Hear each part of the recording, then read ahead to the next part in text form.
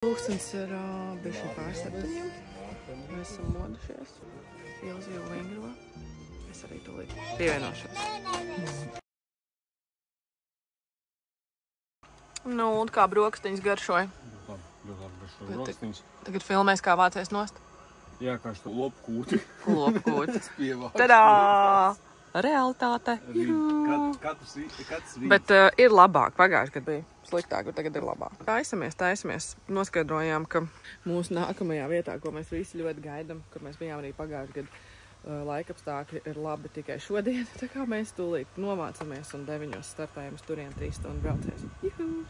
Mums notika vēlreiz tas, saplīs siksne. Un patiesībā Uldis jau bija novērojis, ka viņu vajadzēja pievilkt stingrāk, bet mēs pasteidzāmies un nolēmām nākamajā pieturvietā viņu mainīt. Vajadzēja tagad. Tā kā mēs esam apbraukuši laikam jau gandrīz veiksmīgi apkārt Krakovai. Mums vēl ir kaut 100 kilometri, jā? Neaizbraucot līdz Zakopanei ir kempings ar termālajiem baseiniem blakus, kur mēs bijām arī pagājuši gadu. Mums tur ļoti patika. Mēs mērķiecīgi arī izvēlējāmies, kā savu pieturu vietu arī šogad, bet tā kā mēs bijām domājuši tur palikt 2 dienas un riktīgi izdzīvoties pa tiem baseiniem, bet Ilze paskatījās laika prognozi, kas nav laba. Un tāpēc mēs paliksim 1 dienu un šodien tā steidzāmies, bet ar visu steigu Uldis nepievilka siksnu, jā. Mums plīsa siksna, bet Uldis par laimi jau zina, kā to konstatēt, braucot un zina, ko darīt. Tā kā 15 minūtes aptuveni aizņēma. Labi, ka bija benzīntanks, ja tas būtu uz strāsas, ko mēs darītu. Sūdīgi būtu, jā. Jā, mums paveicās, godīgs.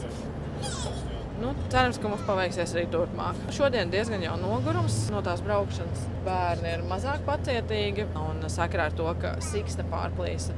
Mēs apstājāmies Teodora dientus vidū, un viņš nav tā kā pagulējis līdz galam to savu dientus. Tā kā es nezinu, kas būs. Dojamies Tatriem ar vien vairāk un vairāk. Mēs esam sasnieguši Gorjači Potok, vietiņu, kur mēs pagājuši gadu bijām, kur mums ļoti patika, kur ir kempings ar ļoti labām koplietošanas telpām, arī ar bērnu istabu, tur ir skan mūzika, tur ir tie termālie baseini, tās tā kā akvaparks, kur mūsējie stāv vēl pie recepcijas, kārto visas formalitātes, noparkosimies, laidīsim un tad uz baseiniem.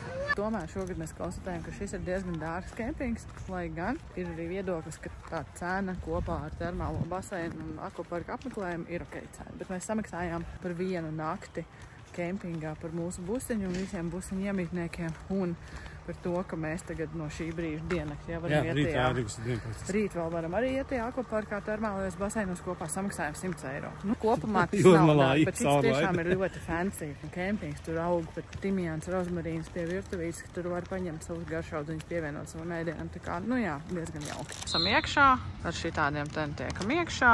Matildē arī pulkstens, Teodoram vēl tāda aprocīta, ka tur ir Tatri. Tur uz priekšu, man liekas, ir no Zakopana. Šis nav tālu no Zakopanas.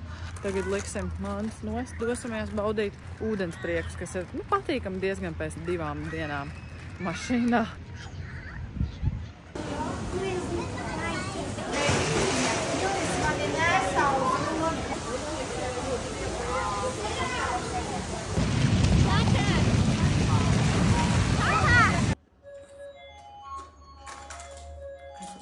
Bērnu spēlīstamā.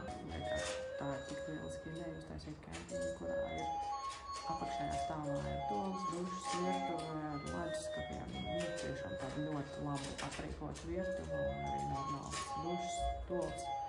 Un augšā otrajā stāvā ir atsevišķi dušas, atsevišķi tolis un bērnu istaba ir paklāta. Un šī ir liels vieta, kur, tad, kad bērniem ir sapnīgi atnākt vai arī ielīs lietas. Tā kā mēs esam no baseiniem iznākuši un tagad mums ir mierīgi iesāk ar spēlītājiem. Ko tu taisi? Es taisu 5 zvaigžņu vakariņas. Kas tas? Mūsu 5 zvaigžņu hotelī. Tev nav par daudz vietas? Man tieši patīk, šis ir ļoti romantisks. Man klēpī viens sēž. Un viens blakus. Jā, sieniņas tanciņas. Intīma gaisotne, jā. Ļoti intīma gaisotne. Gultiņa arī jau ir uzklāta. Uzkodīsim pēc baseiniem un iesim čučēt. Ārā līst. Jā, es pat negribu pateikt tā līdzi. Es to teicu skatītājiem, nevis tev.